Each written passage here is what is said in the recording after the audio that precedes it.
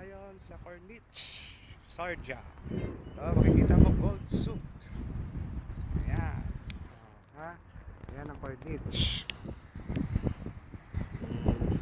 Ito, Sarja. Ayos. Punta ako ngayon sa bus station. Ayan.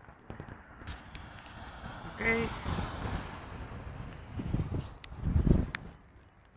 Sarja to. Ito ang tinatawag na Corniche. Peace bro. Turista tayo dito. Nak. Corniche to nak. Okay nak. Ayan, gold soup. Nandyan yung pinakamaraming.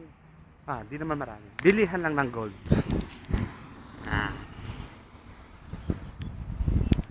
Mamaya sa Satwa naman tayo. Kasama natin si Tita Anet. Bye bye.